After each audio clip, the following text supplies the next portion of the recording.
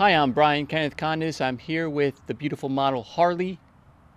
Hey Harley, lovely hat. We're gonna look at composition rule number 2. Find the camera angle to separate the subject. That is, we want to separate that subject from any foreground and background elements. Composition rule number 2 in my book, Amazing Photography, The Art of Composition.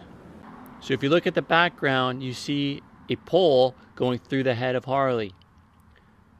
So we want to change that camera angle to create better separation of the subject.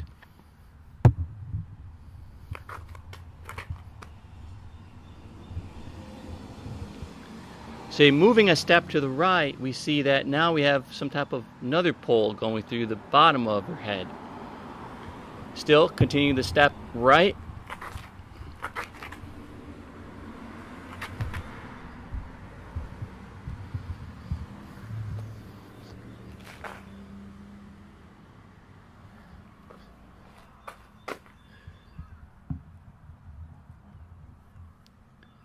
So on this composition, Harley is separated well with the background. Let's see if we can do any other improvements.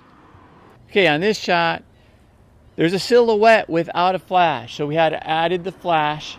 We have a Godox 360N attached to this boom stand. We have a 50-degree grid. The other thing we did was we positioned the camera so that it's angled up, so that we get more exposure of the sky.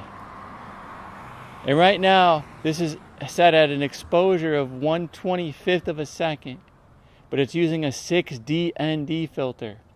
So we're reducing the light by 6 stops. The only way to properly expose an image if we want to see the model's face is to use a flash in this instance. So let's look at the separation once we take a few shots.